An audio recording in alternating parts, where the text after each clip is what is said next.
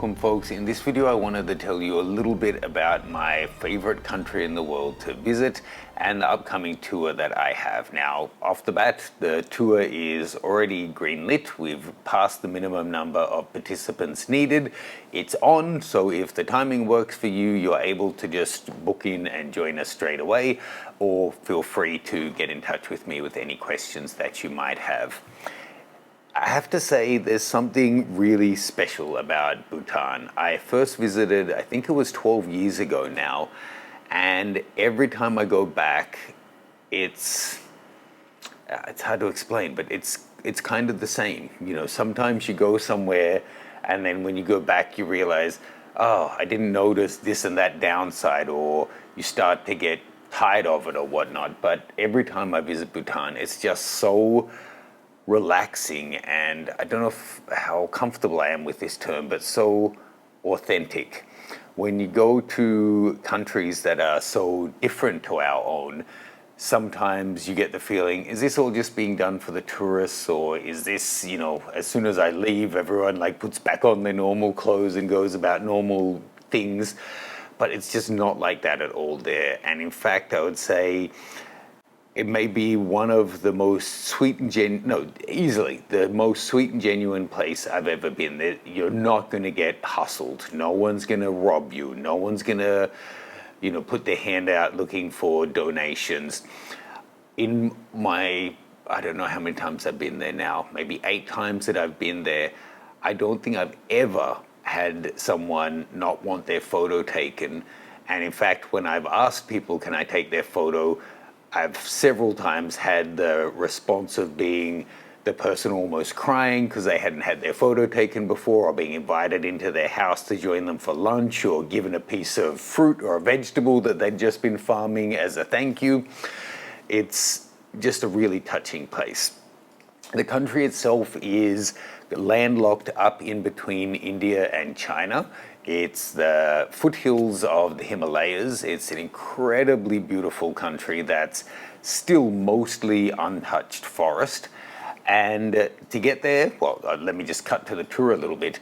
To get there, we will all be meeting in Bangkok and then taking a flight direct from Bangkok into the airport, which is the town of Paro. Now, the tour itself, I should mention, you know, sometimes there's lots of catches with tours. This one is a little bit unique in that your international flights are included, your domestic flights are included, all of the domestic driving, travel guides, every meal, every day is included. In fact, if you're a single traveler, there's no additional surcharge for you. If you're a couple and you're traveling, but you would rather have your own rooms, there also won't be any extra surcharge for you. So it really is, the price that is quoted is the entire cost of the trip. Of course, if you want to buy souvenirs or that kind of thing, or if you want to buy alcoholic drinks on top, that's up to you. But everything else is included. Now, on my very first trip there, I spent months researching, finding different options of tour guides to find who would be the right match, because when I go to any country, whether it's Namibia or Iceland or Mongolia or Peru, we're trying to work with guides who basically get it for photographers. Some do, some don't. So we don't stop at any tourist trap places that the guides are making a kickback on your purchases. We don't plan to do a super late night and a super early night back to back unless it can't be avoided. But generally we're trying to space it out in a way that we maximize photo opportunities. And the important thing is that the guide understands that it makes a big difference if we get to the location at early morning soft light, or at midday, or at sunset when the mountain's on the right side of the sun, that kind of thing.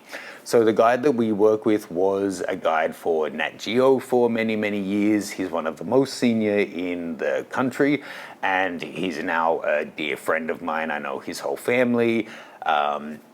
In fact, I have a sponsor child in Bhutan who we will most likely meet up with on the trip as well, and you'll get to meet him as well.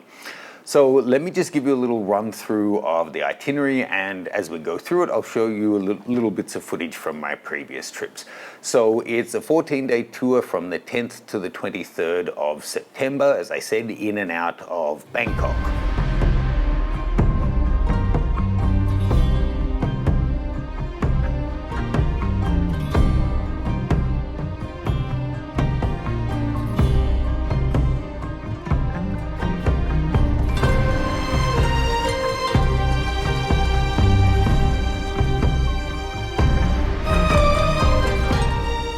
Now we do hit, a lot of the, it's funny to say anything is a tourist hotspot in Bhutan because it has so little tourism, but it's all relative, I guess. When we go out into the east where a lot of my tour runs, there's so few tourists that you may really see no foreigners for days, that when you come back to the city and you go, say, to one of the major zongs, which is like a fortress, or hike up to Tiger's Nest, that suddenly it feels overwhelming because there's 20 or 50 foreigners there when you're used to there being none or one or two. But it's not like going to basically any other country in this part of the world or anywhere where you're just going to be overrun with tourists. So we do visit those kind of must-see, let's say, rather than tourist-trap destinations.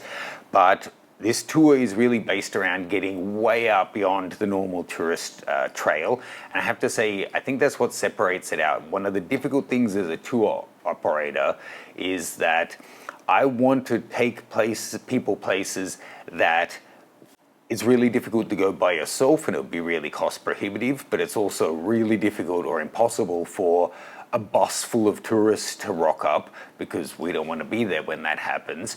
So it's that nice kind of middle ground. You want it to be unspoiled, for want of another term, so it isn't made for tourism, but then you also want it to be in a standard of accommodation and comfort that is okay for travelers.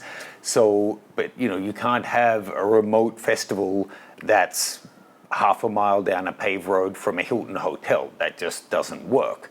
So going in, the hotels in those areas can be a little bit hit and miss, but everywhere that we're staying is the best possible and generally really comfortable. So we're staying in 3 or 4 star accommodation wherever possible, and I think I can say pretty certainly, you never know if there'll be a power issue somewhere, but you'll have good proper beds, nice warm showers, proper safe cooked food, bottled water and all of that kind of thing throughout the entire trip, as well as power in your rooms to be able to charge every night.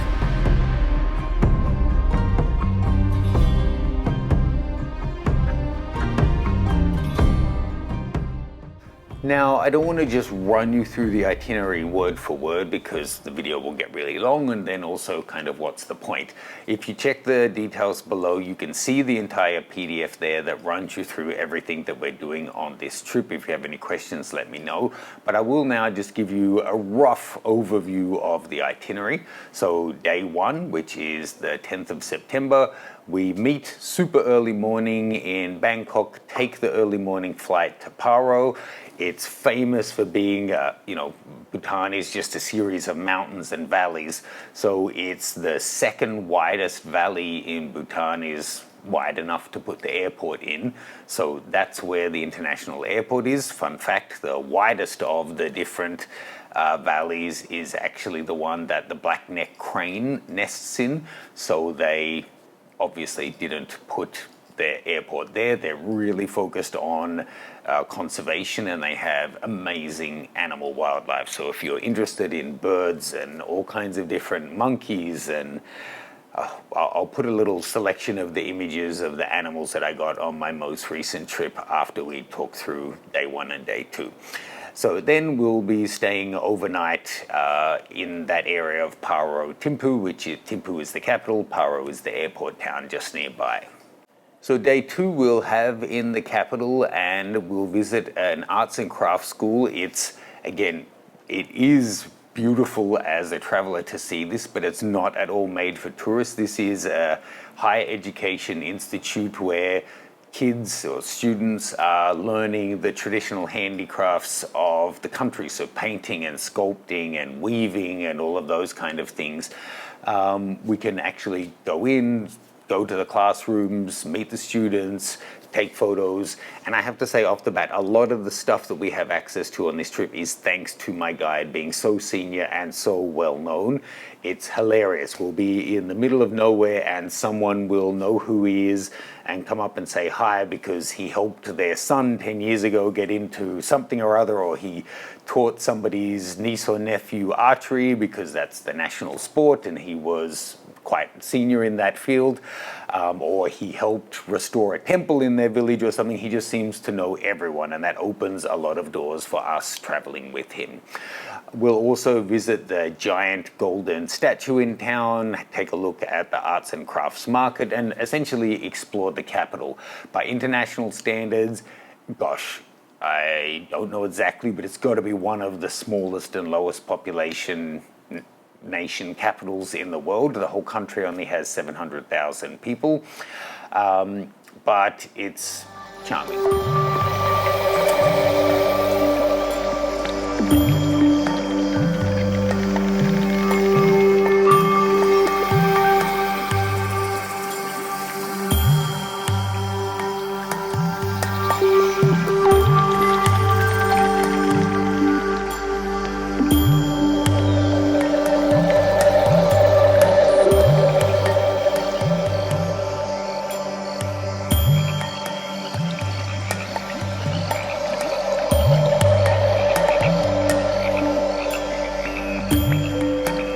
So day 3, we'll have a little free time in the morning. Then we'll be taking a domestic flight to Tashigang, which is quite far out east, not as far as we're going to go.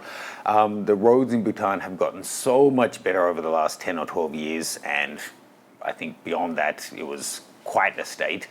But traveling it's a little slow, but it's so beautiful. It's a lot of switchbacks through these beautiful mountainous terrain, going over high mountain passes, lots of opportunities to stop and take photographs. But to save us time, we fly one way and then do the driving on our way back. So the Zong, again, a Zong is a fortress, but it is a fortress, but it's also the administrative and religious center for basically the state or that region. So you have a large monastery there where you'll have a guru or like a lama, a senior lama who runs it, and then you also have like the local government, the administrative district. So, and somewhere nearby there'll also be the local courts. It has a really beautiful and imposing zong, so we'll have opportunities to photograph that as well as exploring the town. And for anyone who wants to, for the festival we're going to attend later, you can pick up the traditional clothing to wear. It's completely up to you. I tend to wear it. It's also got a gigantic pocket in front, which is great for stashing your camera and that kind of thing, but not at all required. You'll be totally welcome and accepted in whatever you're wearing.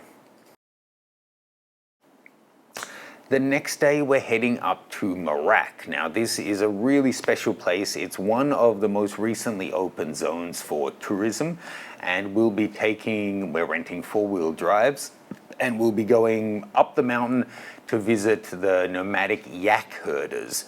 Now, the yaks can be gigantic, but they're like pussycats when they're around their owners. And it's quite an experience to go up there, see the landscape and the countryside and the vegetation changing as you go up in altitude. We'll have lunch up there, meet with a family, explore the town, get to photograph all kinds of wildlife. It's a really, really, one-of-a-kind experience, and I'd say it's one of the 3 major events of this trip. The last time we went up, we didn't see any other tourists at all. But it was just a really, really nice opportunity to meet this culture that still exists in Bhutan that hasn't changed over generations, of families who just move around the country based on where the yaks need to be at different times of year, at different elevations for reproducing or feeding or all of that kind of thing. Now, the following day, because I'll tell you the day up to Merak can be quite tiring. It's a long day and it's a bumpy drive. Totally worth it, but you'll still probably be pretty exhausted afterwards. So the next day we'll have a later start to give us all time to catch up on some sleep, and then we'll be exploring the town of Tashigang further. As well as seeing the town, and it's got lots of interesting things. There's a culinary school and things there. We have arranged special access to a prayer ceremony, and this is something that, again, I probably am in salesperson mode, but this is something that it really took me going to the country about 6 years before we were able to make this happen. Generally, a lot of the prayer ceremonies, especially anything on this scale, as outsiders, you just can't go. You won't have the opportunity to see that. This isn't like the festivals that you see where everyone's out singing and dancing and that's a public event. It's really something to be in a room with hundreds of people and butter lamps flickering and all of the chanting and praying and the rhythmic drumming and that kind of thing. It's an amazing opportunity to be there and also to photograph. And I'd say that's the case for this, and to be honest, most good photo tours, whether you're a photographer and your significant other just loves travel, the places that are great to photograph are also just great to be there and to see it and witness it and to see the beautiful rolling hills and the rice paddies and the sunset and the prayer ceremony. Whether you're taking hundreds of photos or just there taking the occasional iPhone shot, it's really quite a spectacle.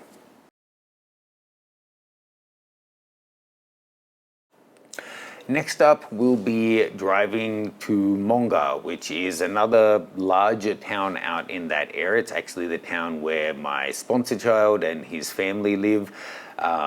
So for me, it has special significance. The story of how I first met my stepchild, my sponsor child, his name is Sharab. I think was on my first trip. I visited, we were going up a windy road, it was all foggy and a scene from a movie, and I saw a temple in the distance and asked could we stop there, and arranged it. We went in and just met some of the little monks and whatnot. I mean little as in some of them are very young. And there was this one that I hit it off with, had a bond, and it turns out he was 5 and he had been identified as a reincarnate Lama when he was like 3 or 4, and therefore he was actually more senior than a lot of the teenagers there despite being 5 years old. So fast forward, he's now finished his time at the temple and getting a more international education at the school. So I support his family to help with that because the mum also has a couple of other kids as well. So anyway, we'll drive, we'll make lots of stops on the way to Monga, we'll meet Shrab and his family, and essentially we're going to Monga because that's the last great hotel. It's a 3-star resort. It's really quite nice with beautiful views, and you can sometimes see monkeys there. I've seen giant Bhutanese foxes, not on the grounds, but within a few kilometers of there. Beautiful macaques and stuff, as well as loads of birds and ravens and that kind of thing.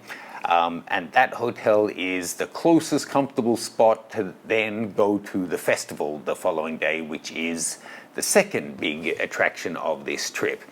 Now, I have personally, when I've attended this festival alone, I just stayed with a host family and stayed in their home and slept on the ground like the locals do, and that was another great experience.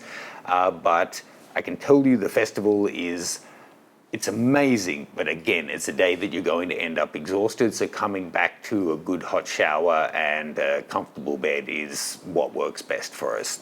So as I said, the following day we'll be up nice and early to get our transport over to this festival, which is, it's hard to explain. It's set amongst rice paddies, it's high up in the mountains, and then you come to this town and then there's a temple and some other buildings and an open area, and just once a year it's their Sechu or festival, and people from the village as well as the kids and in-laws who may be in the city now come back for it. It's a really important time of year, and it is a religious thing. There is, so that means you have to be in some ways reverent, especially if you're in the temple. But on the other hand, it's like the Easter show or a fair for the kids. So they're running around and playing games, and there's like sometimes there'll be karaoke or whatever amongst the locals, because it's also a party of all the locals catching up. So much great photography opportunities there, because we arranged to basically join one of the senior families of the tribe, of the community, and we make a donation, and we'll be putting up an extra tent so we can share the space with the family. So we'll take along a nice box lunch for ourselves, but we'll join them for the festivities. They'll be offering you the local alcohol, and we join all of the ceremonies if you want to with the families. It's fantastic, and you can just come and go and take photos throughout the day. It's really, it's an amazing experience. I can't put it into words how nice it is. Following the festival, again, everyone's likely to be exhausted. We'll get back late at night, so we'll have a late start for the day, a good little sleep in before exploring Monga and the surrounding region more. There are things like the temples and whatnot that we can explore. Every area has beautiful temples, and just you can't run out of landscape opportunities in Bhutan. And we'll also be setting up another private photography opportunity for that afternoon as well. It may be with the monks again, but we're working through a couple of different options at the moment. And then we'll have dinner there again and farewell Sharab and his family. Now, I'll just go a little quicker through the next couple of days because you can read it all in the PDF that's linked below. But essentially, the following day, we'll be driving to Bhutan, which is another larger town, to stay overnight, passing through some beautiful valleys and some high mountain passes. Lots of photography opportunities along the way, stopping off for meals and that kind of thing at places that we know are great, that will cater for our needs as well. The day after that, we'll be visiting the Tung Valley, which is another one that doesn't get too many tourists. It's a beautiful valley, famous for buckwheat and buckwheat noodles in particular. Also has just rivers teeming with trout, although Bhutanese don't really fish. We'll be visiting a nunnery as well as a kind of a palace from the former royal family. Having some local food and that kind of thing. It's a really nice day to spend in that area, and again, we have friends there that we have built up contacts with over the years. That's kind of a day trip, and then we'll again be heading back to Bhutan for the night. The next day, we're driving to Punakha, and Punakha is getting much closer back to where the kind of the golden circle. A lot of tourists who come to Bhutan, although that's a subset of a tiny group, basically do Paro, Thimphu, Punakha, and just do that kind of little triangle. I can see why. It's all together. You can do it very easily and quickly. It's not the most interesting part of the country, but the Punakha Dzong is the most ornate and beautiful and huge dzong in the whole country, and one of the most important ones. So that's as every day we'll still be making stops along the way, but that's where we're headed, to the Punakha Dzong that day. The following day, which is the 21st of September, we may, depending on how our day the previous day went, we may have done Punakha Dzong that evening, or we may go this morning. Then we'll be headed back to Thimphu, stopping off there, maybe have lunch there, before coming back to Paro, back to the town that the airport is located. And along the way, we'll be going to Chimilakang, which is, it sounds a little bit crazy to explain, but when you go there, you'll get it. In short, it's a whole village that's there to support this one particular temple, and it's a temple that is basically about fertility. So as well as couples who are wanting to have children will go there to get a blessing or that kind of thing.